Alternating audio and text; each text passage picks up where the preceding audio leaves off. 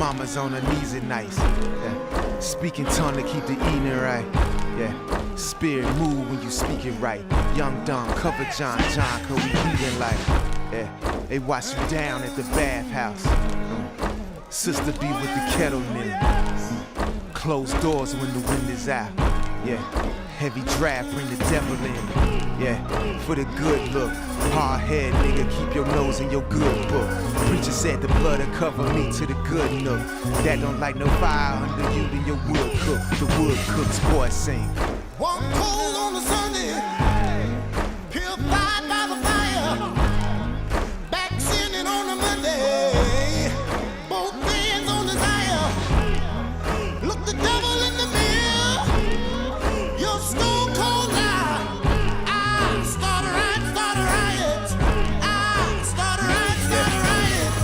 Yeah, think twice before you speak, boy. Your word is where your power's at. Yeah, take them shoes from your feet, boy. Yeah, respect ground at the house you at. Yeah, eyes low, hands raised. Please run it back. The wolf sheep that man praised. Man tied, that man took, that man paid. Shit, it be hot up in God's house, let them dance way. Yeah, robes cloaked with doves sing. Yeah, we out and cross the bed first.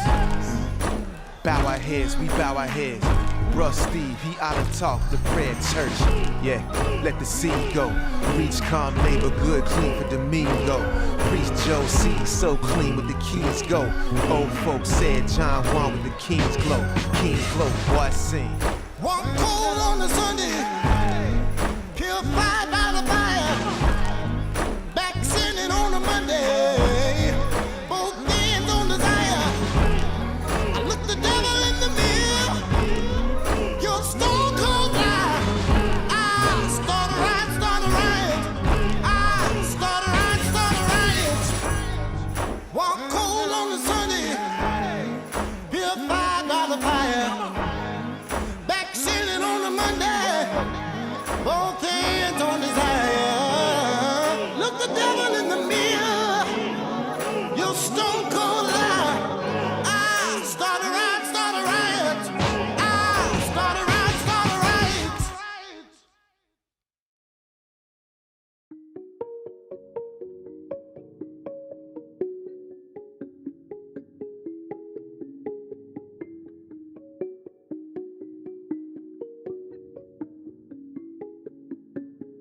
In case you're swimming in deep water,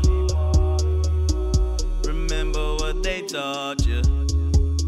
Sometimes not knowing is the torture for all us. Just don't get caught up in it, no love. I ain't tryna impose, but baby, pose for this picture.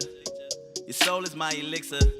Underneath them clothes, all that liquor got me chasing what you spilling. Girl, I get it. You ain't had it in a minute. I'm only guessing because when I'm in it, it's like deep water, I can feel it. And I remember this time last year, you were ashamed to bring me back there, cause I was just a cashier and I was working at that CVS. And yes, it was tedious, but that's the perfect ingredient to success, girl. Better know yourself. I was too busy being a genius to even hold myself. I was too busy hiding that million that I seen out on tour with Akon. I was afraid my life would change. I didn't wanna watch those numbers go away. I'm swimming in deep water, trying to tread, but I dread nightmares of the bottom.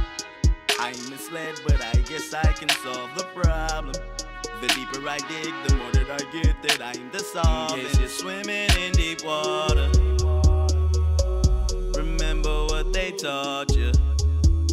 Sometimes not knowing is the torture for all us. Just don't get caught up in it, no love. Let me get one leg in the air. I'ma put all 5 fingers in your hair. I'ma pull on it, baby girl, what you saying? I'ma get deeper than life's what I'm saying. You don't need advice from your friends. I'ma be the ice in the end, the spice in the pan. I'ma get it right then again, again and again. Put the mic in your hand. Flight to Japan when the COVID clear. I'ma stick it right up in your soul this year. Soul not for sale, but it's sold this year. I'ma give your ass the Holy Ghost in here. Walked up in the room, later on the couch, told her get comfortable. You ain't gotta worry now, we ain't in a hurry now. You should see how that feels. Found out we were born rich, that's real. From the west side with love like Dom. Made it off a dunking in the net, I'm LeBron. Made 100 bands on the net as I walked into a cobweb, feeling like a motherfucking moss. Do the math, nigga, I'm a savage, nigga, I'm a stallion. Pause. About to pull the Benz out of the garage. Now I'm just living life just how I pictured it. So I might let my bitches whip it like there was a switch in it. Yeah. Finally living life just how I pictured it. So I'ma let the bitches whip the Benz like a switch in it. Yeah. In deep water, remember what they taught you. Sometimes not knowing is the torture for all us. Just don't get caught up in it all up.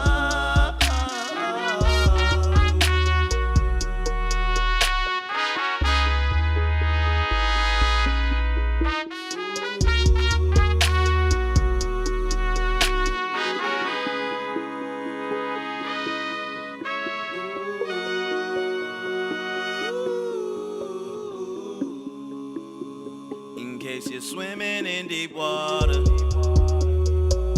remember what they taught you. Sometimes not knowing is the torture for all us. Just don't get caught up in it all up.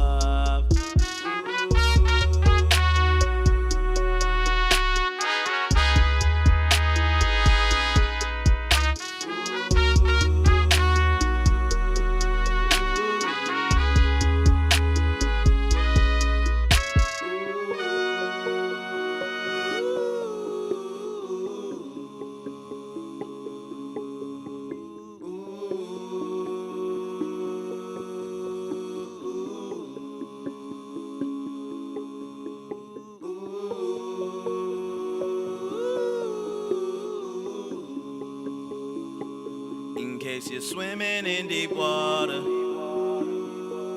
remember what they taught you. Sometimes not knowing is the torture for all us. Just don't get caught up in it all up.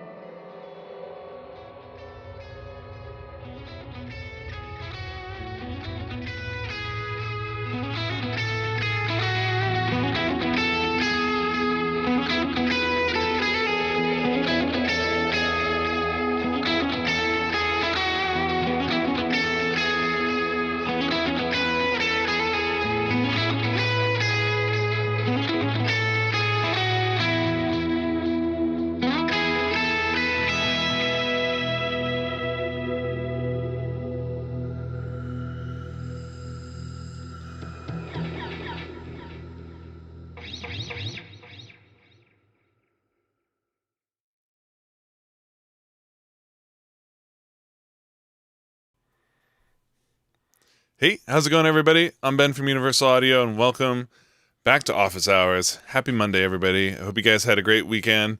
We've got a fun show for you guys today. We're going to be kind of focusing in and talking about voiceover processing. So being able to use a broadcast microphone for your Zoom meetings, for live streaming, or audiobooks, podcasting. The uses for this are going to be endless. So we're going to talk about some of the stuff that we use, some of the tricks that you can do with UAD.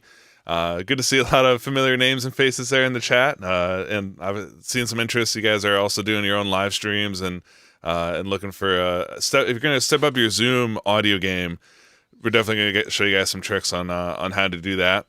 And along with me today, we've got Drew and Matt. How you guys doing? Good. How you doing, Ben? Good. How you doing, Ben? Doing well. We in the scheme of things, we've all become amateur broadcasters here because of because of the lockdown and doing office hours. But man, we've learned a lot by doing this now for just about almost a year. So we're gonna share some of the tips and tricks that we've learned along the way. That should be fun. But of course, if you guys at home, if you guys have got questions, feel free to drop them in the chat. We'll keep an eye on there and happy to answer any questions along the way, whether it's specifically about VO processing or Luna or UAD in general. So the idea behind these shows is, as always, is to be able to be here for you guys, to help you guys out and introduce and kind of build this community of folks all sharing and excited about recording and audio and music in general. I guess before we really dive in, I just want to make sure everybody's aware. There's a killer UAD and Luna sale going on right now on the online store. It's the Hot 50 sale where I think it's like 50 plugins or 50% off. It's a killer deal. So if you've had your eye on any plugins or Luna, I think it's instruments and extensions, head over to the online store, grab those. We talked about it a little bit last week, but there's the Thunderbolt card upgrade promotion happening right now. If you've got an older Apollo and you're using dongles, or you've got a Firewire that's just kind of sitting around and you need to upgrade to Thunderbolt, you can buy just the option card, and those are deeply discounted at the moment, so now's the perfect time to do that. And of course, for the rest of this month, there's also the satellite sale. So again, if you've got an Apollo and you want some more DSP, some more horsepower for your system, this is the perfect time to grab yourself a satellite, because you not only get a satellite, but you also get a ton of free plugins included with that as well. If you guys have been around here for a while, you know that the best time to buy UAD devices is when there's a promotion like this happening, where you can get some of the newest and super awesome plugins along with the hardware.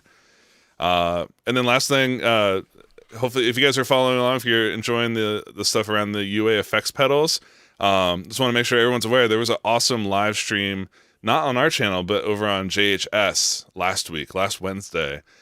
Tor and James were joined with Josh Scott and his crew and some special guests, where they spent, I think they planned on an hour. I think they did about 2 hours geeking out on the pedals. It was a really, really cool show. So if you guys missed that, or if you've had it on your watch list, make sure you keep that open in a tab and go check it out. Because James and Tor, it's cool to hear from Josh's perspective. There's a lot of cool new information, some great examples, and some somehow they over Zoom they were able to jam together.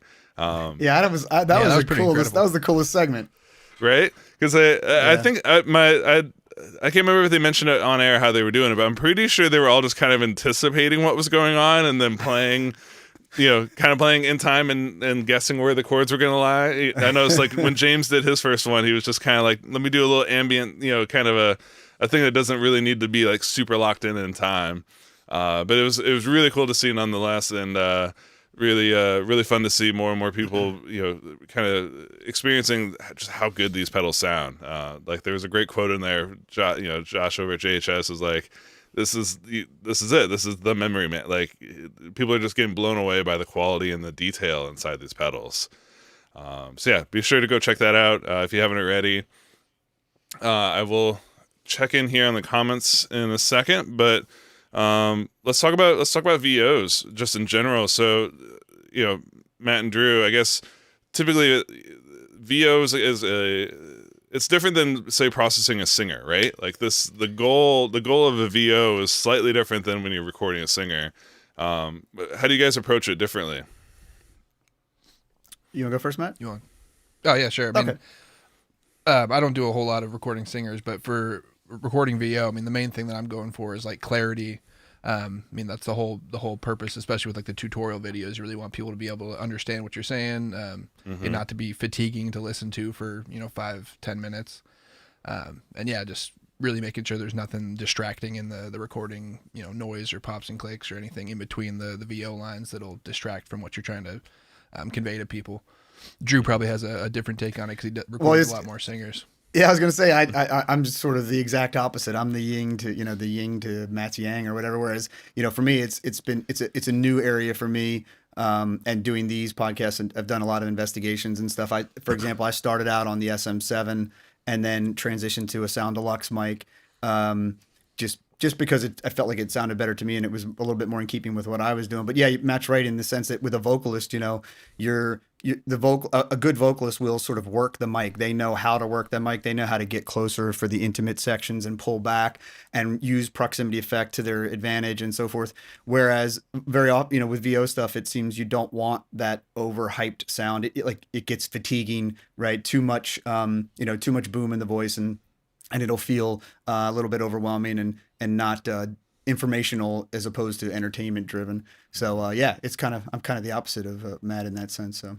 Well, it's interesting too, right? Because like a VO, yeah, it's a kind of, to me it feels like there's a finer line between good and bad sounding ones, right? There's like you hear plenty of them that are like compressed, like over compressed, kind of choked, distorted, blown out, or thin or too bright. Like it's really easy for it to get kind of lean in one way more than the other, which as a viewer, as a listener, can be super distracting. Like this is one thing that I think video people are getting smarter and smarter about, is that like audio kind of matter. The quality of your audio matters as much, if not more, than the quality of your video, because that's the thing that's just much more sensitive to. So yeah, we'll kind of talk about a bunch of different techniques that you can do to make them sound good, sound consistent, and then also we'll talk a little bit about editing and what it takes to do VO editing, because I know, Matt, you do a lot of this stuff for our tutorials for the basics videos, so it'll be cool to show you your process for doing that. Yeah. But yeah, this is going to be, like I mentioned in the intro, podcasters, audiobooks, live streamers, just anyone that is broadcasting or using a mic in their voice to share knowledge and everything with people. This is where it's going to really matter. So let's start with the source. And Drew, I noticed on to your left there, you've got a bit of an array of microphones, because that's kind of, before we can talk about plugins and editing and anything else, we got to talk about microphones, right? Yeah, for sure. So, I have. So yeah, I don't know. You want to tee it up, Ben? No, yeah, go. What are the differences and why would you pick one over the other? Yeah, so for me, it's funny. Like, and I mentioned earlier, like I'm mostly from a music background. So in getting ready for these and shooting some videos myself, I kind of tried to do a couple of different things. The SM7 is a mic that you see recommended quite often, and I started with that, and I found actually, while it was good at like ignoring the surroundings and so forth, I'm actually in a treated control room, and so I don't really have any of the anomalies that that you might have in less treated rooms. And I actually found that mic was a bit, it's so tight that it wasn't very tolerant of any sort of movement, I found, so I couldn't move quite as much as I'd wanted. And then it also was a little bit, it could be a little bit harsh on the right voice. And I think on my voice, it was a little bit nasally, which is something I've, known with vocalists as well. But that's not to say that it's not great for certain things. When I do a lot of hard rock stuff where people want to, in some cases, they just want to hold the mic, and an SM7 is amazing in that application where you can literally hold the mic, get right up on it. They're able to kind of use the proximity effect that it has there to their advantage and make them sound bigger and kind of fill that sound out. So I played around with that, and then I found that because I was just, for the sake of experimenting, I brought up my Sound Deluxe U195, which is a mic I've had for many, many years. And that's kind of where I've been at for a while. And it's my go-to mic there. And then over here, off to the side, we have the Townsend Labs mic, which is their modeling mic, which actually that's the mic I decided to do my videos on, which will be coming out in the coming months. And the reason why I did that one was because that was a mic that allowed you to record the raw sound of the mic onto a stereo track, and then applied the Townsend's mic modeling after the fact. And I found that for that work, it was sort of that safety net that I needed to be able to record the raw sound of the dual capsules and apply the mic modeling along with other processing after the fact seemed to be the best met. And I know that's a mic that's, pretty hot in the VO world. In fact, we'll throw into the chat, we'll throw a link into one of their streams that they did maybe a couple months ago that was all about, voiceovers and voiceover artists, and they had a lot of professional VO people on there. So it's really cool, right? Being able to capture the raw sound of the capsules, and then after the fact choose, an RE20 model or a shotgun mic or 87. Like, you can go through and and it's a dynamic it's changing the polar pattern, the proximity, the tone. It's emulating so many aspects of the microphone that it gives you that extra flexibility and power after the fact. Yeah, and they even have some presets. They even have some presets that are specific to VO. So it's definitely something. If you have that mic, look into those presets because they're great starting points. And it also allows you to get the mic out of the shot. In a lot of cases, the shotgun. Speaking of specifically a shotgun mic, a lot of times you don't want the mic in the shot. So it's up and out of the frame, and you use that shotgun model to be able to pull that vocal in. So very true. Yeah, that's I got to for the announcement show when we did announce the UA effects, I got to be in the studio again. I got to have the shotgun mic. I got to have the microphone up off camera and still being able to capture my voice. So there's a lot of considerations. But Drew, you raised so many of the good points where it's like, how is your talent going to be using the microphone? What room are they in? Because like the microphone, it's if you're using a large diaphragm condenser, and even when it's in cardioid, but especially when it's an Omni, it's going to hear everything. You may get a nice natural sound that you can get further away and still hear it fine, but it's going to capture so much more than, say, like an SM7, which is a dynamic mic that really likes it when you get up on it. Like that's right. Yep. So they all have different sounds, different tones that you gotta consider when you're picking what microphone you're gonna start with. Yeah, and speaking of SM7, let me just circle back to that, because this is something I see almost daily online where people think that SM7s, into an Apollo, and they're like, I can't get enough gain, and they think they need a cloud lifter or something like that. And I actually just made a bunch of presets for an upcoming promotion that we're going to do with Shure potentially. So I went through almost all of the Unison the Unison pre's with my SM7, and it was awesome. It was such a learning and relearning experience. And the preamp really, really matters with the SM7. One of the ones, the two highlights for me were the Helios. The Helios sounds fantastic with an SM7, has tons of gain. So that's a great one. The V76 is also really, really good with that. Gain. Yeah, tons of gain there. That thing is great. And even like the 610, like we showcased last week. And but with the impedance on the lowest setting, on the 500 setting, gets you more heat out of the mic. And then same with 1073. 1073 with the impedance set to low will give you a few extra dB. So if you're using an SM7, definitely check out those. And I highly recommend that Helios. I was shocked at how great that pairing was. So the V76 it's an underrated one. Like not only is it super high gain, just the touch of color it adds to things is I love that plugin, man. I pull that one up a lot. A lot of times if I don't quite know, if I don't have a specific like I want a Neve sound or I want an API sound in my head, like the V76 is kind of a great sweet spot where you get a little coloration. But nothing. It's just it only augments and kind of adds to the tone of something. It never ever takes away or kind of.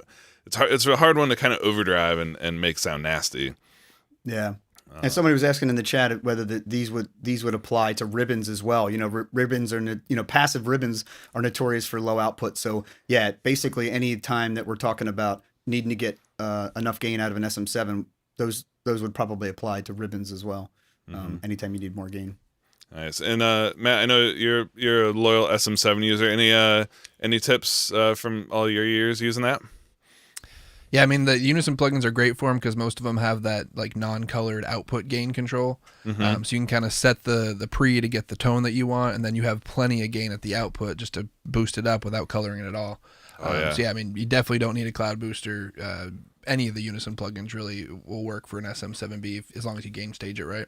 Oh, it's funny. It's funny. I'm so glad you brought that. We talked about it a little bit last week, right? When we were showing off the 610 A and B, we really alluded to that fact of like use the built-in the gain knob at the top and the big gain knob in the middle. Use those to set your color, set the tone that you want from the preamp, and then you got 12 more dB of gain at the very end. So if you want to operate a little bit on the cleaner side, or if you're working with a dynamic or a ribbon microphone that needs more gain, you don't want to blow it out on the entry gain. You've always got that output, which is a fully clean digital gain that allows you to boost that level up a little bit. Nice. Yeah, it really gives you lots of different possibilities. It's awesome. Hell yeah. Well, Drew, let's maybe dive into your screen here and let's keep on talking about Unison, but more importantly, we got to talk about some of the other processing, just kind of like the standard starting points for being able to being able to get a good present, clean sounding vocal that's not too boomy, that's not too harsh, that feels controlled, but also doesn't feel like it's overly compressed. Let's walk people through some of your tricks here. Yeah. So for me, one of the things, I'm just going to go down the list here. Mm-hmm. So let's bring up our Unison in the browser here in Luna, and of course we're going to record enable the track and pick an input. And so let's start with that Helios, right? So this guy, so you can see here that the Helios has a lot of gain here, up through up through 70, right, on the input side. And then it also has an output fader where there's, that is clean as well. So there's 10 more dB of gain here as well. So for me, even with an SM7, this was when I was making the presets, I was up in this 50, 60, and I think I settled on the 60 for what I was doing. And then a pretty typical thing that I like to do on all of that stuff is to combat proximity effect on the Helios, we have our little high pass filter down here. So you got to make sure the EQ's in circuit, of course. And of course, you're going to set your gain as needed. And then this is a progressively steeper and higher high pass filter. So, I definitely think you should start at least on the 3, which is a very gentle, subtle roll off of the bottom end. So this, depending on how close you are to the mic and how much proximity effect you have going, and proximity effect, everybody knows, is a byproduct of directionality. So omnidirectional mics don't have it, but all other directional mics do have proximity effect, and that's an increase in bass response as you get closer to the mic. So as I get closer to this mic, it actually it builds up my bottom end.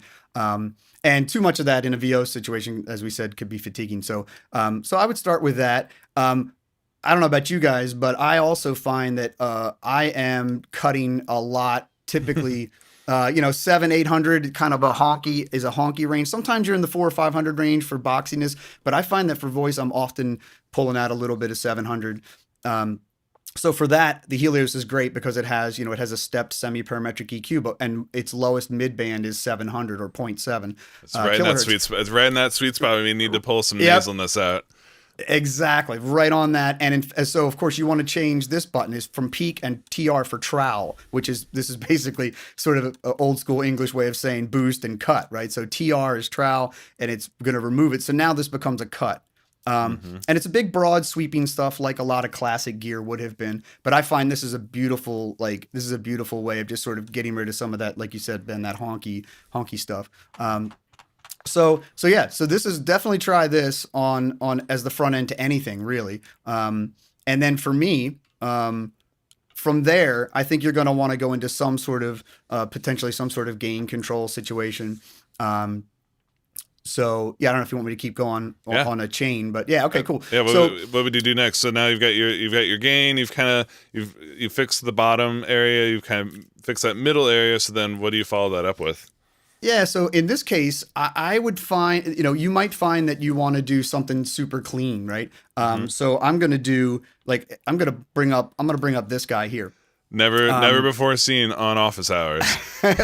Have we not no, done this? Dude, I'm pretty sure this is God. DFC. It's been in the catalog now for a year and a half, 2 years, but but people sleep on this one. This is and maybe later we'll do a full blown review of this, but so I'll just give you the little taste. But this is a sleeper. If you've slept on this one, then maybe today is the day you mess around with it. You got a free 14-day trial. So any of these plugins I've ever shown you guys, if you don't already own them, you can go in, you can activate them, you can check them out for 14 days and see if they work for what you're doing. It's a great way because it's fully featured. Like it saves your setting. It's not like a limited demo. It's a full-on demo, so that way you can get in there and actually try this out to see if it does what you like. Because this one's got some unique features. It's from a console, the DFC console. For those of you who don't know, is a post-oriented console, right? Like that's it's specifically built for mixing, huge movies on those big sound stages. So it's got a lot of features that are very, very friendly to voice processing, like Drew's about to show you.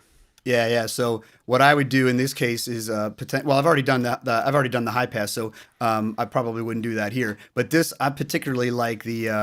Let me come in here on. We'll come into hit the comp limiter area, and you can see that we've got our threshold for the compressor up here at the top, and of course the ratio there, and we also have the knee and I would think for voiceover stuff, you'd probably want to soften that knee a little bit and keep your ratios. We're looking for just gentle leveling.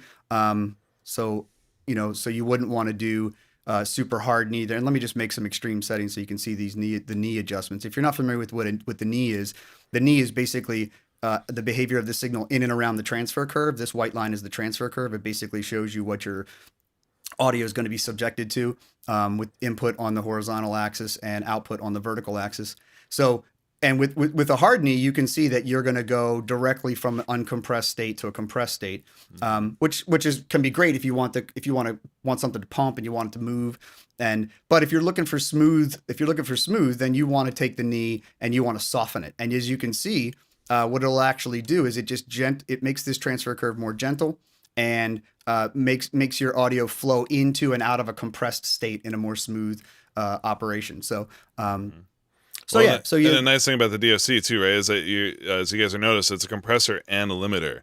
So, and that's especially when you're doing VO processing like this, that's a really smart move to have both of those available. So this way, what you can do is you can have the compressor, just as Drew's shown you here, be that gentle kind of like, just holding it, kind of holding it in a spot a little bit. But then you can use the limiter so that if someone claps or laughs super loud or just all of a sudden gets too boisterous, you've got kind of this thing in there that keeps it from ever peaking, and it'll round that out a little bit more forcefully than the compressor is going to.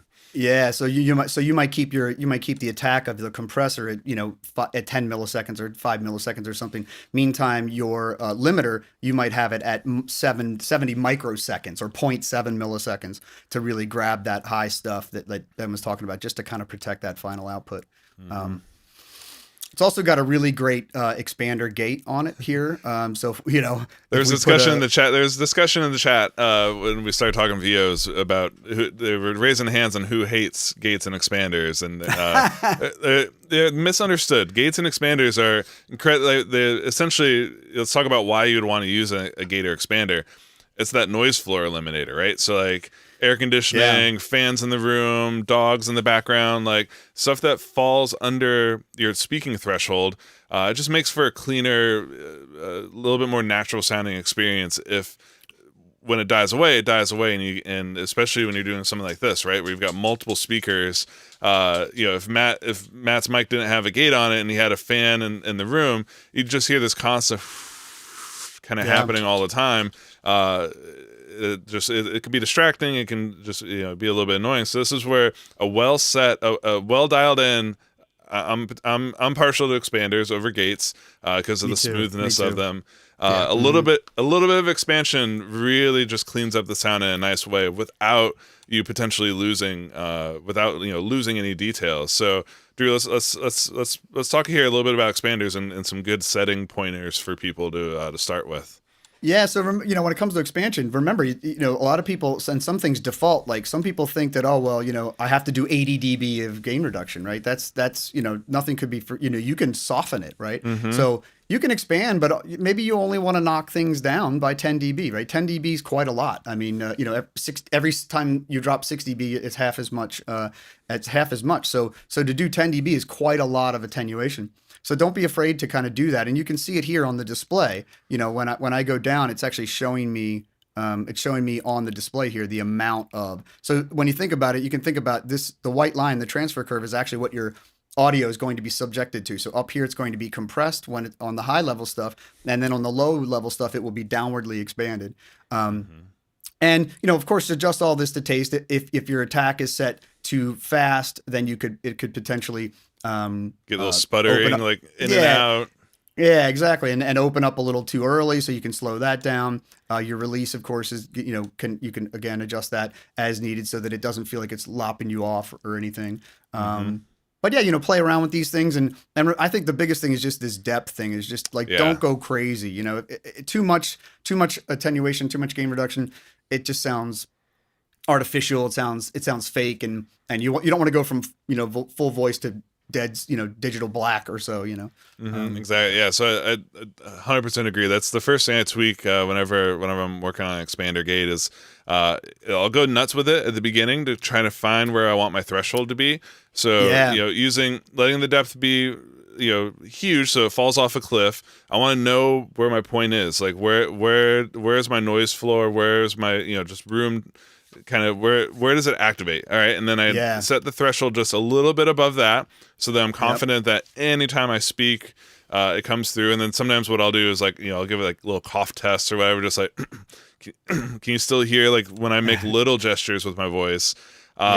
And then what I'll do, exactly, I'll bring that depth to like 6 to 10 for me is the real sweet spot, because it's it's at least half the amount of energy happening down there, so it typically falls off. But the other super important ones, that ratio determines how fast it falls off once you hit there. But then attack and release, and I saw some people in the chat were wondering, they feel like they struggle the most with attack and release values for expanders and gates. You got to kind of tune it by ear, but typically you want a not necessarily the fastest attack, but you want it fairly fast because you don't want to miss the transients or the beginning of what you're saying. So on the faster side, but then that release, that's what you got to tune a little bit by ear to get it to sound natural. So as Drew mentioned, you don't want it to just necessarily like the moment you speak, it just sucks all the air out of your signal. You kind of want it to be a nice natural, he finished and then it dies away. Just like that. You guys can probably hear I've got a little bit of an expander on my voice as we're coming to air, but that it does make such a huge difference in cleaning up, and that combined to the compressor, you can see essentially. I love how the DFC visualizes this, right, with that transfer graph, so you can see below this part we're going to attenuate it a ton. Here's the sweet spot, and then as you go up, it rounds it out and makes for a real gentle. It's gonna be tight and compact, and but without it sounding you never really want this stuff to sound overly processed or totally baked. Yeah, and another one that's great is the 88 RS. That's actually what I'm going through right now, is the 88 RS with a tiny bit of compression and, like Ben, a tiny bit of expansion just to kind of quiet things down a tiny little bit. And you made a really good point, Ben, that putting the depth really high is a really great way of being able to like hear what the attack and release are doing at a very hyper level, even if you're never going to keep it that way. Set the depth really high and then make it, work it so that it's just working the way you want there. And when you bring that depth down to 10 or 8 or 6 or whatever you're going to do, then chances are it's going to be super smooth because you've set the settings, you've set those time constants at a hyper reduced level, so you really hear the little changes as it goes in and out of its process. Yeah, unfortunately, and this is one of those things where no matter, even if there's, especially for some of these channel strips, there's always some really great presets to reference that are built in. But the number one thing to keep in mind, especially when you're doing presets around compression, expansion, is your gain staging matters an incredible amount. Those are all, a lot of times they're helpful to get a tone or get the curves right.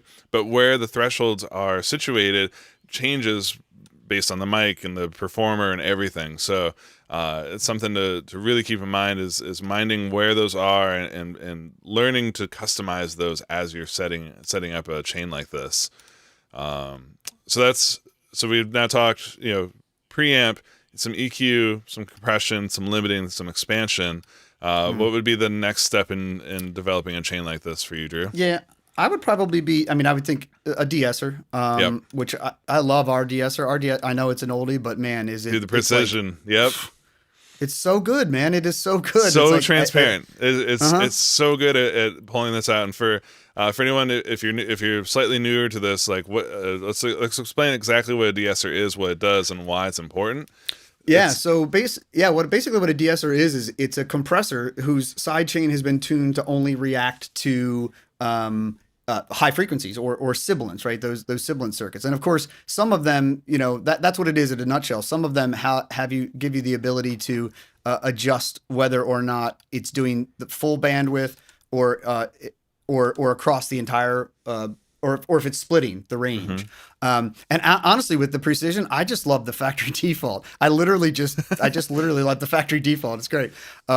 If you want to get crazy on this, and if you're talking post-production, then you can start to use some more modern tools like Soothe, which is basically kind of like a really great multi-band de-esser that can grab all of the various sibilances, because, obviously based on whatever sounds we're making, whatever consonant sounds we're making, whatever, even, how high pitched you are, where you are, where those harmonics land, a tool like that is able to do a bunch of different processing. But our guy with the factory default that's what's on my voice right now. So it does a great job. So see, Damon's in here. He was like, he tried it, but didn't know if it was working, or if he was inexperienced with it. So let's.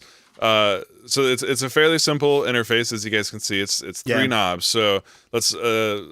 De-essing, to me, just speaking personally here, man, it drives me nuts when I hear a vocal that hasn't been de-essed. Like, especially, I remember back in the day in New York, like being on the subway with earbuds, like you'd have to like boost your volume so much just to hear what they were saying. And if they hadn't de-essed it, every time you got an S, it was like a little dagger stabbing you in the eardrum.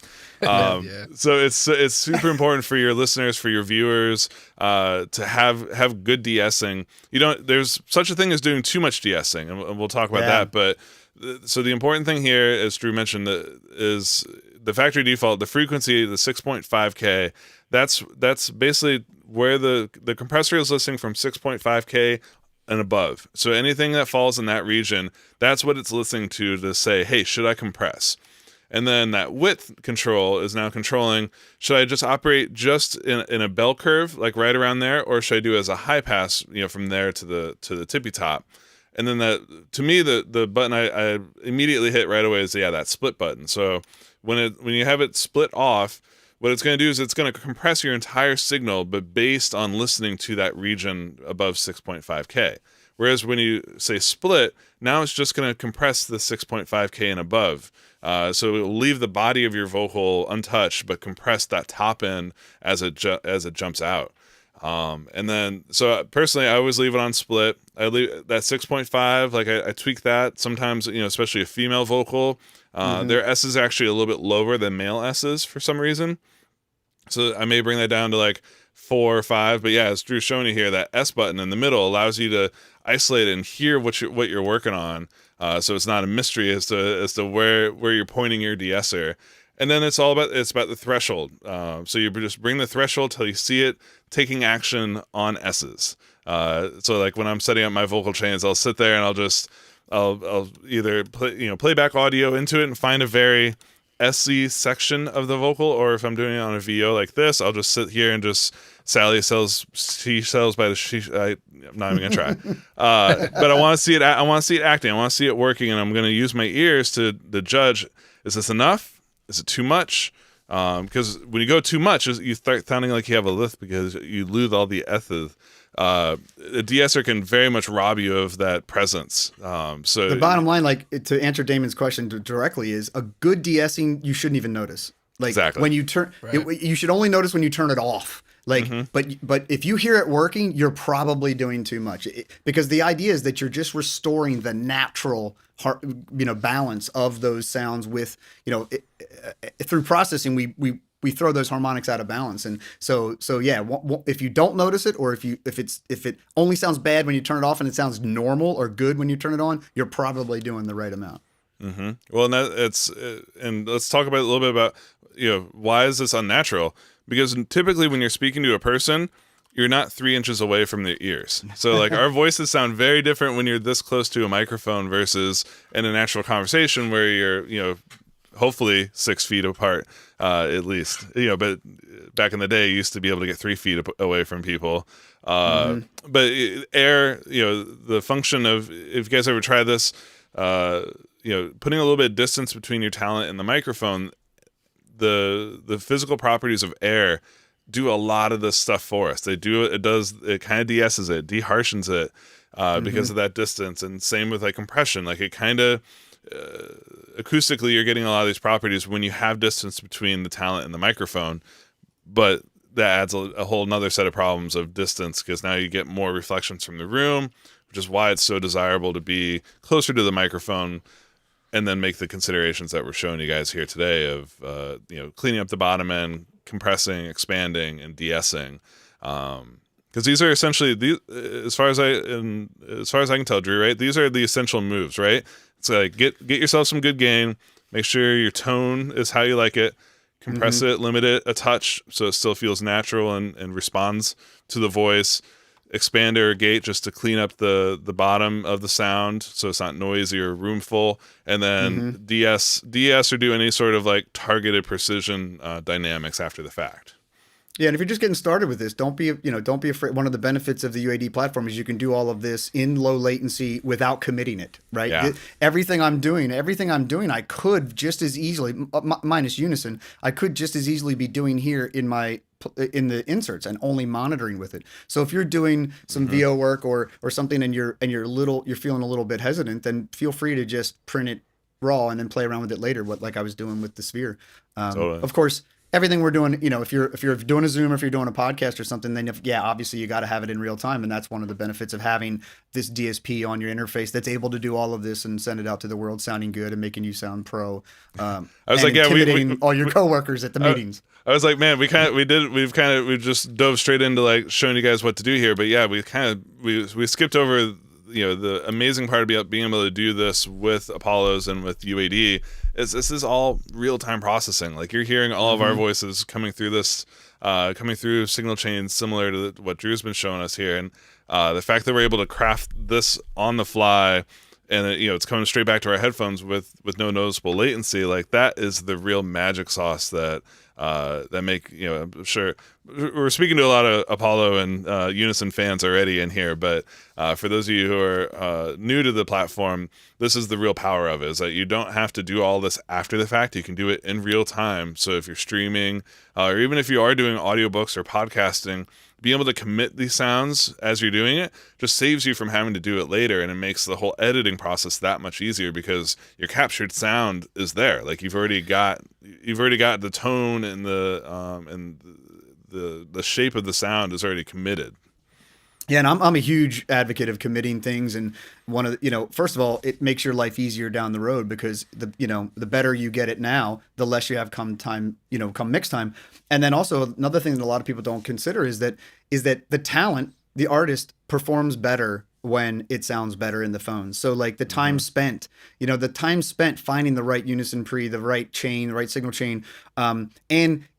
Like I said, most basic processing, I'll go ahead and I'll commit it. And Luna remembers those chains. So if you have to do an overdub later, then, the chain will come right back, which is awesome. I use that feature every day. But yeah, now 3 weeks later, a month from now, when you go to mix the song, you solo up that vocal and you're just like, dude, it sounds awesome, right? It's Nothing there. on it. It's there. Like I'm 60, 70, 80% of the way there. And then mixing, if mixing is a chore to you, you're probably not paying enough attention to what you're tracking. That would be, mixing should be fun and creative and basically taking something that's already good and making it better and making it fit the song.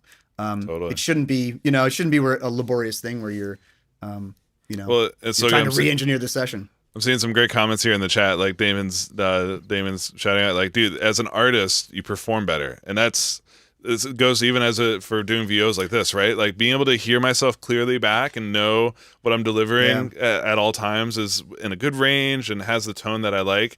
Without even as I get it further away or I get close up, like it's holding my vocal in an exact spot that I want.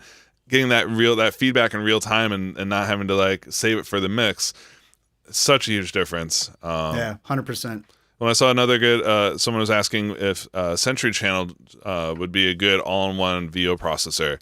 It's a really good one. So the nice thing about Sentry, you've got a ton of gain, so you can switch it into high mode, and you've got the gain knob there. The EQ on it is super musical, like especially as Drew was showing you, like being able to pull out, be able to really dial in exactly where you want that mid frequency. Yeah, exactly. And then it's got a real simple, very gentle, very easy to use compressor. So the only thing that one's missing that you would have to augment with is it doesn't have an expander or gate built into it. So if you are dealing with noise issues, you'd have to follow that up with something that could help you clean up the low end of your signal. And then also, pairing that with precision de-esser, that's kind of one of my go-tos right there is, Sentry channel strip, precision de-esser, you've got a great sounding vocal, really, really fast. I saw somebody in the chat was talking about saving, channel presets.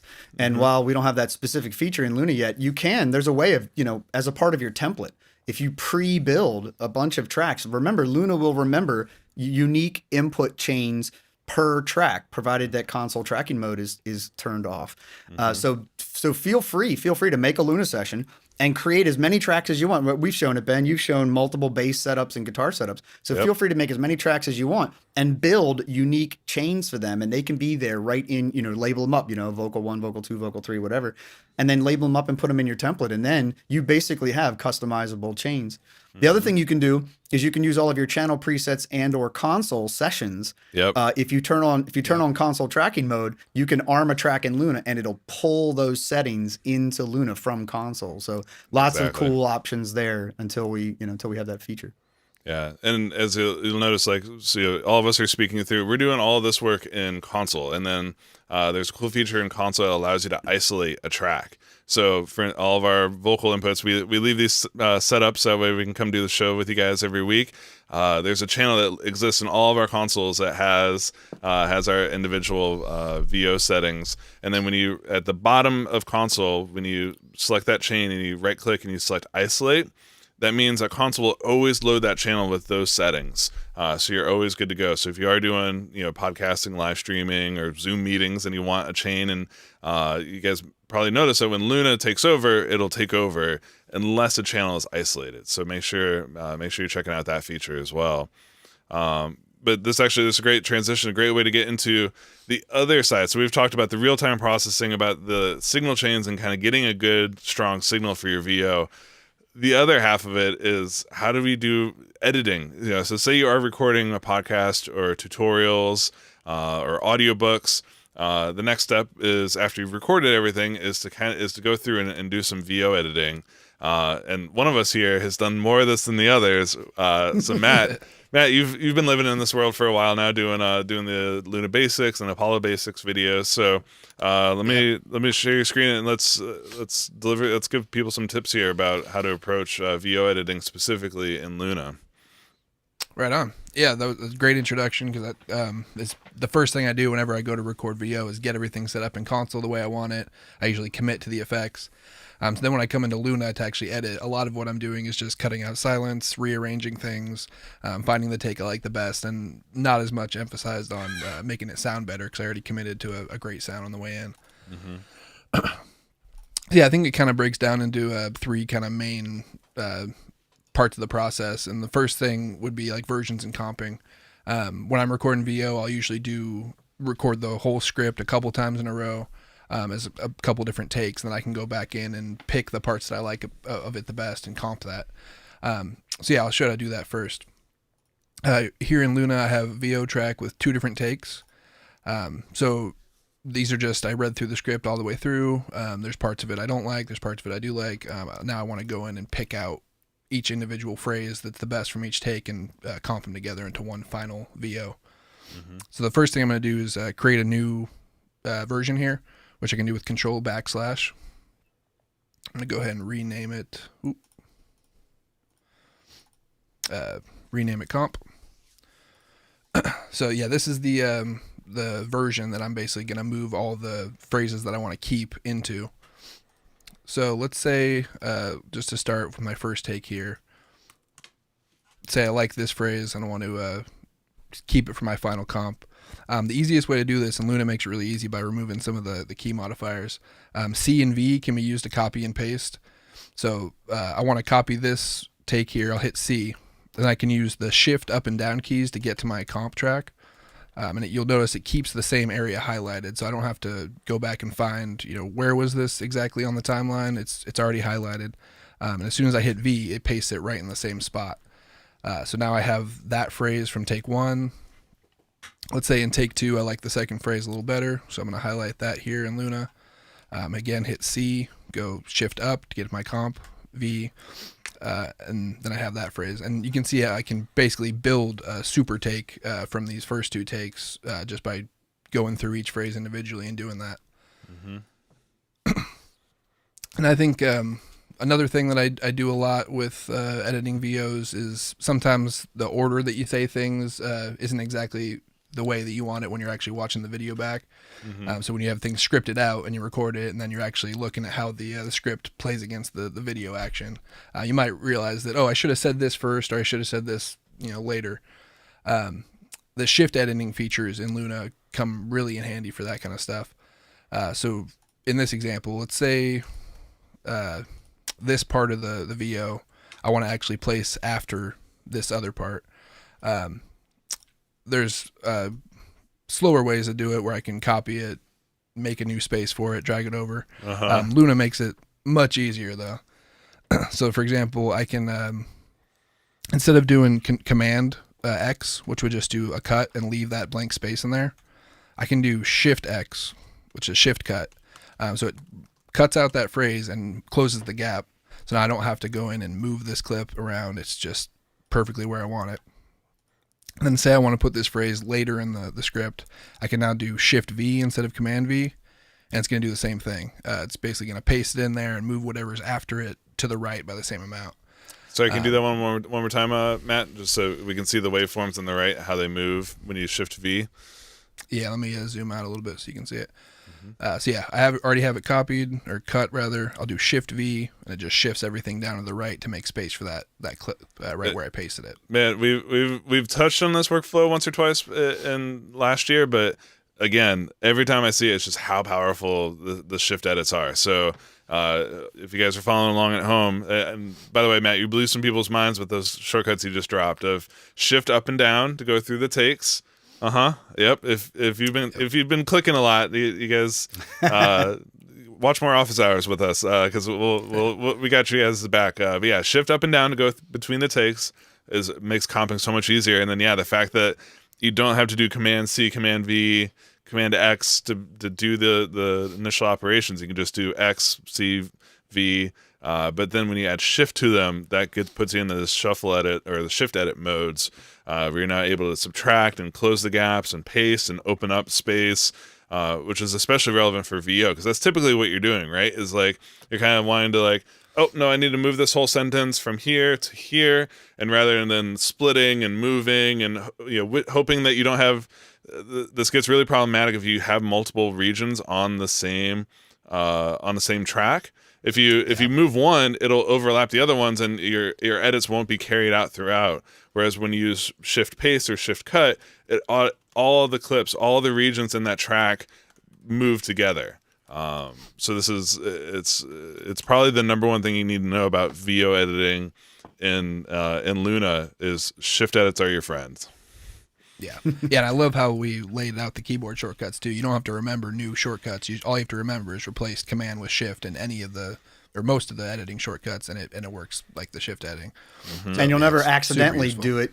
You're less likely to. You won't accidentally do it. You literally have to do that. I don't know how many times I've done something. I've done an edit in the wrong edit mode, and then like you didn't see downstream that it moved stuff, and then like 20 minutes later, you're like, "What the hell happened?" Yeah, right. I see. Marcel's asking, shift is like shuffle in Pro Tools? Yes. Yep. If you're familiar with shuffle editing, shift is the same sort of workflow, except there's a keyboard shortcut specifically for it rather than an editing mode specifically for it. That's kind of the difference there.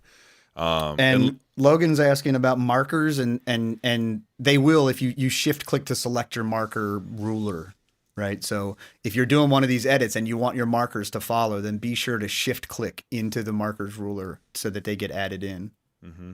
I think you can use the tracks ruler, I think, right? Does that also select the marker ruler? I can't remember. Yeah, I believe if you select via this tracks ruler, which is the tiny little part above all your clips, that'll select everything, all the clips in that area plus the markers.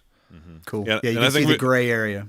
Yeah, and like we've I think last time we discussed this was we were talking about making arrangement edits in a song and using the shift edits to take out a whole bridge or move a chorus from one part to the other, and that's where that using the tracks ruler, being able to just go up there, automatically selects all of your information, all of your tracks, all of the clips, all of your markers, all that stuff, and then allows you to do these shift edits and preserve tempo, markers, audio, everything kind of gets moved around. The one thing, as we're working with multiple versions here, the No Guys, it will only affect the version that is up. So Matt just did all these shift edits on take 1 on his versions list. Take 2 and comp, all of those have been left alone. So that's something to keep in mind, that if you're trying to maintain multiple versions of a song and play around with things, you can do that. You can use a version for like what you did, and then say you want to try an edit idea, you can make a new version for the tracks you want to try to edit on, do this operation, and then be able to quickly toggle back and forth between the different versions inside of Luno. Yeah, great point. Cool. So yeah, I mean, I think that covers most of the common shift things. If you aren't a keyboard shortcut guy, you can open the edit workflow, and all of those, the regular edit commands and the shift commands, there's buttons for them up here. But they're super easy to remember because it's not anything you don't use in any other application. Command C, Command V, Command X is pretty ubiquitous. So, yeah. Hell yeah. Nice. Well, so yeah, Matt, anything else that you do, I guess, in your process of, it's essentially select the best take, and then you kind of edit for content, and then I guess there's like breaths and mouth noises and stuff like that. How do you typically deal with the little in between, little nitty gritty stuff? Yeah, so that's where fades come in. Mm-hmm. I usually record with a downward expander on the vocals, but I don't set the range very high, so it doesn't cut out everything. And especially if you breathe or whatever, it usually will open the gate back up or the expander back up, so you'll catch those things anyway. So I like to go back through and kind of manually cut out wherever the silence is, wherever the breaths would have been, just to completely make sure that everything's tight and controlled. Mm-hmm. So there, you can do it with the mouse just by hovering over the edge of the clips. You can grab and draw a fade that way. A quicker way to do it, and I like to turn snap off for this, which is shift / because usually the VO lines don't fall right on the grid. I usually don't record them to a grid, of course. So wait, you don't do your VO, you don't do your VOs right on the beat? Unbelievable, Matt. Come on, they should be on the beat and auto-tuned, Matt. I just wrap them, yeah. Yeah, so they're not going to be on the grid. So yeah, I usually have shift off, and then I can kind of click wherever I want the fade to end. Mm-hmm. And there's key commands for putting a fade to that point. So to make a fade from the start of the clip to wherever your cursor is, that's D. So again, you just highlight wherever you want the fade to end, hit D, it's going to fade from the start of the clip to that point. Similarly, you can do that on the end of a clip. So if I use G, it's going to fade from the end of the clip to wherever my cursor was. And then let me split this clip just arbitrarily. I noticed someone was mentioning about crossfades in the chat earlier, so here's your crossfade tip. When you have two clips split and they butt up right against each other, you'll see this little X in the middle, and you can drag it out to make a crossfade. Or if you're a keyboard shortcut guy, you can basically highlight the area that you want the crossfade to span, and then use F, and then I'll add a crossfade. So again, that's just D from the start of clip to fade, G for the end of the clip fade, and F for crossfades. Nice. And then is there there's a shortcut as well for, like, if you were to select multiple regions and just hit Command F, there's a way to do auto fades as well, correct? Command. Oh yeah, it will. I think you can set it in the settings, the amount that the fade adds. But yeah, there's a default Command fade. F will, Yeah. Mm-hmm. Yeah, I think that's in the options fade length right here. So it's set to 100 milliseconds. So yeah, whenever I do Command F, it'll auto add a 100 millisecond fade at the beginning and the ends of the clips. And that one, you don't need a command on that one either. Just F. Just F will do it as well. Oh, nice. Oh, nice. Yeah. Mm-hmm. That's really cool. But make sure you have the whole thing selected, because you have just an area selected, it'll add a crossfade. So yeah, whole clip selected F, that'll add them. Yeah, and those are such good shortcuts. And the other, you're right in the same region. This is part of my favorite region of the keyboard for keyboard shortcuts. It's the left hand bottom, left hand side of the keyboard. There's so much to go on. So with the bottom row, you got cut, copy, and paste. As Matt just mentioned, you got D for fade from the front, F for just make a fade wherever I have selected, and then G to fade from the end. But there's two more here that are really helpful, which are A and S. So these aren't fade cuts, but these allow you to do a similar thing where you can put your cursor somewhere. And I use this all the time to trim off breaths or noises at the beginning of a clip. Put your cursor where you want the clip to be, and then you hit A. It trims the clip up to that point. And Including similarly, the fade, as you can see. Exactly. That's one of the things I really love about how Luna handles this. Is in other DAWs you would lose your fade information sometimes when you do these trims, whereas in Luna it preserves the fade amount, just moves where the end of the region is. And so S does the opposite. So if you go to the end of the phrase, put your cursor down, hit S, trims it up right to that point. So those two, man, for eliminating breaths, there's so many times where rather than like clicking and selecting, I'll just put my cursor where I want it to be, hit the A key, and then keep on moving. Yeah, especially if you like, sometimes when I'm recording, I'll say the phrase wrong the first time, I'll say it right the second time. Instead of having to highlight the area I want to delete, I can just click after the first mess up, hit A, I'm ready to go. Yeah. Such a good one. And then, of course, right above that, again, just keeping in the theme of the left-hand side of the keyboard, you've got R and T. That's your zoom in and zoom out controls. And none of these need command. These are all single key commands that don't require any modifier. So R and T to get in and out. The E key, man, we haven't talked about the E key in a while. I feel like the first couple of months of office hours, we were just all about like hit the E key, like find what you want to do, hit the E key. So the E is focus. So anything that you have selected, whether it's a single region or multiple regions and multiple tracks, whatever is selected, Luna will zoom in on that information. It's a really quick way to pop in and pop out of like a VO script like this. You can quickly see everything, but then you can zoom in on a region really quickly, hit the E key, focus in on it, tighten your fades, do whatever you got to do, hit the E key to zoom back out. Yeah, it's been a while since we've touched on the E key. Totally. Yeah, that's probably, out of all of the keyboard shortcuts in Luna, that's probably the one I use the most. And you don't even think about it. You're just like, oh, time to look at this clip. Let's zoom it in. Super easy. Yeah, absolutely. Nice. Well, yeah, Matt, any other VO tips that you've come across in your time working in comping and stuff like this in Luna? I think the only, just to kind of take a step back to when we were talking about shift edits, the only thing I did mention here that I do use a lot is the shift delete, which just does the same thing as like a shift cut, except it just deletes. So if I hit shift delete here, it'll delete that clip and butt everything up again, so I don't have to grab this clip and drag it back over. Yeah. But yeah, other than that, I think that covers it pretty well, from start to finish. Nice. Well, and a note about the shift delete as well, that for folks, this might sound kind of counterintuitive, but shift delete, that's a stretch. I'm taking my hand off the mouse. I'm coming over there and doing a two-handed keyboard combo.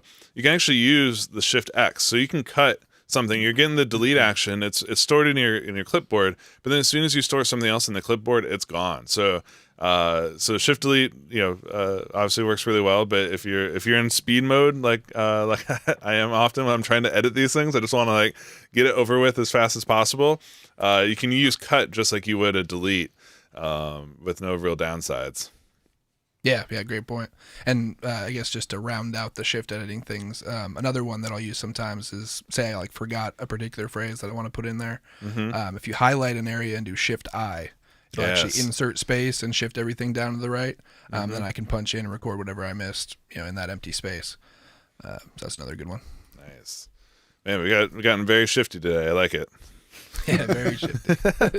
That's awesome. Well, man, so that's really cool to see just how powerful and how easy it is to edit all this stuff in Luna, how easy it is to dial up amazing sounding vocal chains, commit to the sound, or you can process after as well. And there's a lot of great tools that we didn't get a chance to show you guys today. So we've done a couple of episodes. We had to go back and find some of the numbers there. We've kind of shown some of the, I think it was in some of our live stream setup videos where I showed off the API Vision channel strip as the way I've crafted mine, and You can do this with Neves. You can do it. You can really get in there and use any combinations of unison preamps, EQs, compressors that you enjoy the most.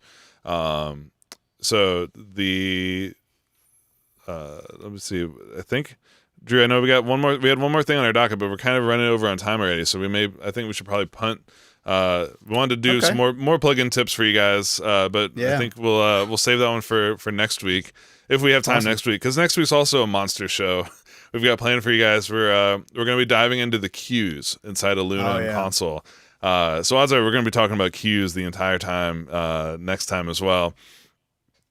And some tells me we'll circle back around to this VO stuff. Like, so there's more to say, like, today I have some mics here, and maybe we'll circle back around next time, and like, and I'll actually talk onto the different ones. We can get some audio demos to go along with to kind of, dovetail with some of this theoretical discussion we had today. So yeah, absolutely. And it's always fun to kind of geek out on this stuff. And these are super, I know a lot of people have wondered, like, how do I use my Apollo and use the console settings for Zoom meetings. There's a couple of cool tricks about that we've learned that so one of them, the way that our method that we're using here is we use this program called Loopback, which allows us to take the audio, it allows you to take the single output of a track and create that into a stereo audio interface that you can dedicate just for Zoom or for OBS or whatever streaming platform you're using. So that's highly recommended from us, but it is it's a paid application. One of the ways that we've gotten around this, I've done this on Zoom calls, is Zoom in your Apollo, it'll automatically see all of the inputs, right? So I know sometimes people are like, why do I hear myself twice, or why does it sound comb filtery or phasey and weird? It's because it's hearing both your monitor output and also your individual track output. So the easy workaround for this, especially if you're just doing something simple like this, is to either delete your monitor out as an input on inside of your I/O and console, or do the opposite. And I've done this whenever we're trying to do like live mixed music through console. So you've got multiple channels of audio and you want to go to Zoom in stereo. Make a custom I/O preset that is nothing. The only input that's visible to other devices is your mon left and right, and then you can craft the entire mix inside of console, and then that's what goes to Zoom. So hopefully that's a little tip for you guys if you're trying to do this without any additional software. And maybe in a future episode, if you guys want to see more about that, we can pull up an example and walk you through that in more detail. Just to clarify what Ben's saying there, because I see this a lot online, is people think that the I/O matrix in console and or Luna, the UAD I/O matrix, they think it's the inputs and the outputs of their UAD system, when it's not. It's the inputs and outputs that are reported to Core Audio and therefore seen by other apps. Mm-hmm. So what Ben is saying is, by making mon left and right the only inputs available, then anything that's coming out of console will go to your third-party app. So, and only that will go to the third-party app. So that's just something that I see people getting a little bit confused about. So yeah, it is frankly confusing, right? Like, it is. You're able to see an output, use it as an input for an audio software. But yeah, end of the day, just know it does remove those as individual channels. So you're kind of doing one or the other, right? So I've run into this before, of wanting to stream just the mon left right, but also capture all the raw multi-track. You can't do both at the same time without configuring a loop back to handle your routing for you. But if you're just going straight, whatever's coming in on my Apollo, I want it processing through console, going to my stereo left right there at the end. That's the quick and dirty way of getting it into Zoom and out to the world. So yeah, that's the best way for performances. Like, that's the one we just described, making mon left and right input 1 and 2 only. That's the best for live performance stuff, where you have a bunch of stuff coming into console and you want to push it out of those two main outs. Nice. Yeah, I see Danielle's she's fighting with loopback right now. We know what you're dealing with, girl. We know the struggle. We know the struggle. Yeah, the struggle is real. Exactly. But once you get it configured, this stuff works rock solid, and we're able to really kind of customize and do lots of cool things, especially with that loopback program. So yeah, next week we'll be talking all about cues, kind of walking you guys through all the different aspects of both a small setup, very simple desktop, Twin or X4, just monitoring for yourself. Also working with singers or other musicians, how to have some cues for them, as well as like a larger scale, tracking with like a hearback system or Aviom or those larger cue systems that are out there in the world. We're going to talk about all of those, how to do it with Luna, how to do it with console. It's going to be a really, really, really, really, really fun, really in-depth show. So hopefully you guys, if you're interested in that sort of stuff, we'll be back here again next Monday. I predict 2 hours. I don't know if we'll be able to hold that one down to just 1 hour because there's a lot to talk about. But yeah, I guess Matt, Drew, anything else that you guys saw in the comments or you want us to touch on around the VO topic before we sign off? I don't think so. Yeah, I think we covered everything I saw in there. Yeah. Nice. Well, guys, if you're here hanging out with us, make sure you have subscribed to the channel. Hit the notification bell so that way your phone will alert you whenever we're going live on Mondays. As always, we love hearing from you guys. So if you have music to share that you want us to feature in the countdowns, hit us up live@uaudio.com. Send us an email with the MP3 and a short description about what you made and how you made it, how Apollo or Luna or UAD was a part of it. If you've got photos that you want to see in the opening countdown, just hashtag Universal Audio on Instagram or Twitter, and smash the like button. Comment below. All the fun stuff that you're supposed to do these days. But yeah, always fun to hang out with you guys. Great questions as always. Hope you guys found this episode useful, and we'll see you guys back here next week. Peace. Later. See you next week.